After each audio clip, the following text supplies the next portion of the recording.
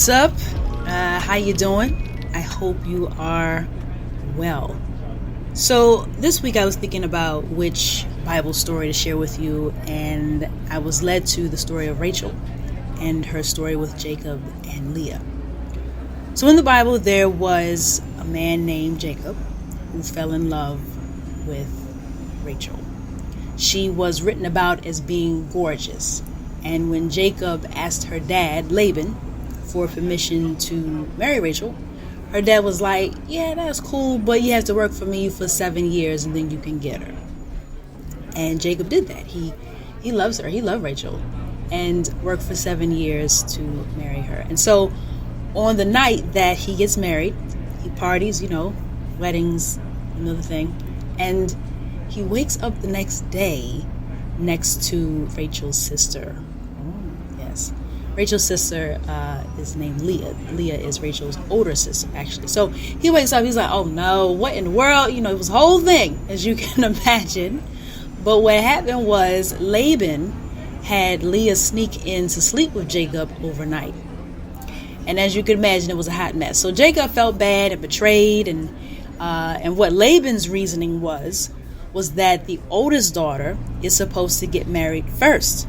And Leah wasn't married yet. So Jacob was like, what's the deal? And Laban was like, look, wait till this bridal week is out, wait till it's over, and then I'll give you Rachel. That is if you work for me for another 7 years. And so Jacob, he loved Rachel. So he did it. He worked for another 7 years, and basically he married both Rachel and Leah. Now here was, I'll say, another issue. So Leah, the older sister, Leah was fruitful in the sense of the fact that she was bearing a lot of kids, mostly sons. But she had all these kids by Jacob, and Rachel consistently could not get pregnant. In fact, the Bible talks about how God saw that Leah was unloved, and so he made it possible for her to have children. But Rachel remained barren. So it's interesting because the sister that was unwanted was blessed to have all these kids, and the sister who was wanted by Jacob could not be fruitful like she wanted. Okay, I would say it's interesting also because many of us can feel like Rachel and Leah, where what we really desire is given to the person next to us, or rather, generally speaking, given to our neighbor. It can feel like we are looking across the way, almost as if, like, picture it, imagine yourself in a snow globe that is shaken.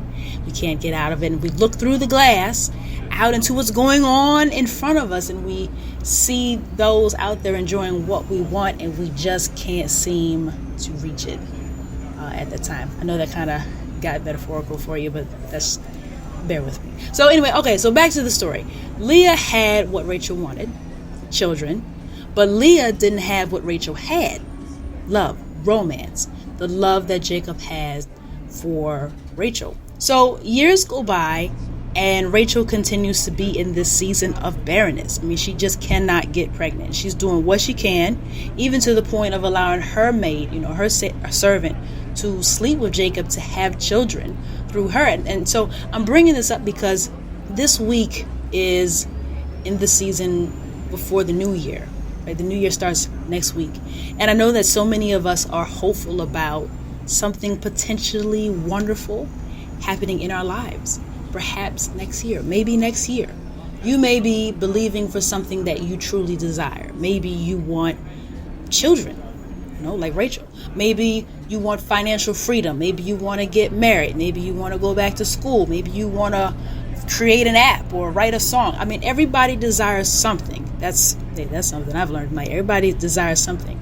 And something that I've also learned is that there is a time, as in a specific time for every season. Not only the date that the season begins, but also a date that the season ends. The duration of a season is defined and designed.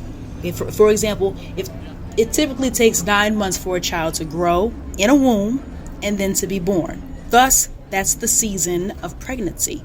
A new year starts over after 12 months. And I say this also with myself in mind, because sometimes, and I get it. Look, I'm with you that we can be working so hard for something or at something, and it's just not yet time for that something to be revealed or birthed. And I'm a living witness to testify to the fact that God can hide something in plain sight.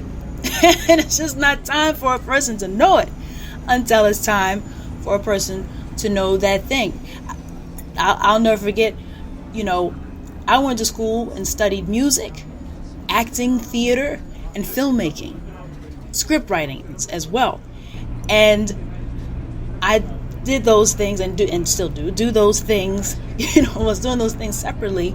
And it didn't hit me till 2018. It's like, you can write musicals, so you can incorporate all your gifts in this one thing. I remember talking to my dad about that.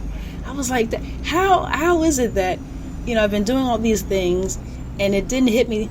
This is your thing here, writing these musicals, doing this, creating these musicals. And I remember he said to me, God hid that from you. I was like, what? He was like, no, it wasn't time for you to know that. But now it is. Anyway, I digress. Let me get back to the story. So years go by, and the Lord remembers Rachel. God heard her prayers, and it is now her time. Come on now. It's finally her season. Let's go.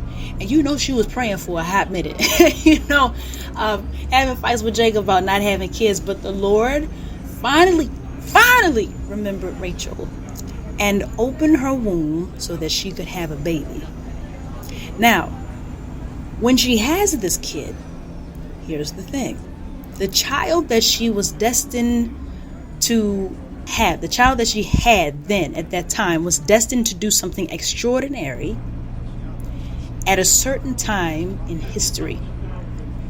Rachel bears a son named Joseph.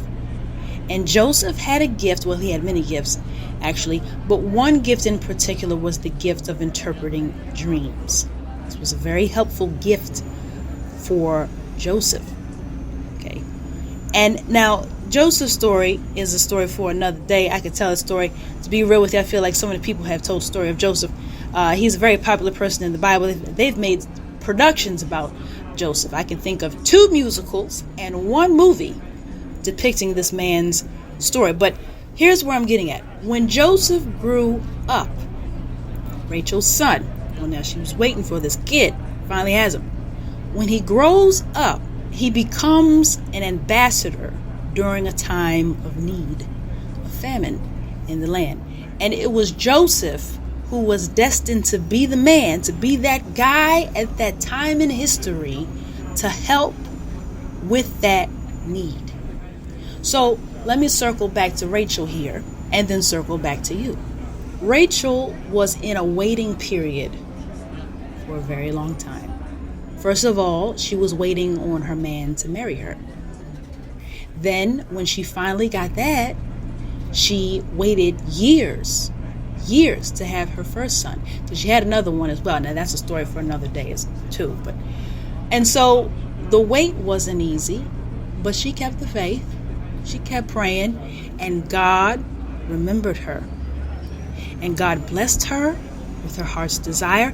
And little did she know that she had to wait, because also her son's birth timing needed to line up with her son's destiny for what he was going to do as well. Yes, God thinks that far ahead. Now, I don't know what you're waiting on, believing in God for, or anticipating, but please consider the thought that what you're waiting for as you work for it also has a set season. 2024 is right around the corner. It's a new year, getting ready to start.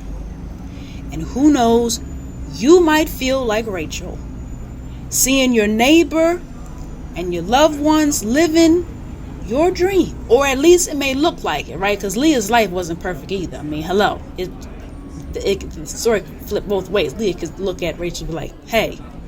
But don't underestimate the fact that your season is coming if you don't give up. I say this also to remind myself as well and encourage us both in the Lord. Okay, so look, Happy New Year. Be encouraged. Your story ain't over yet. In fact, it very well may be just the start of a new chapter for you. God bless you, and I'll chat with you later. Peace.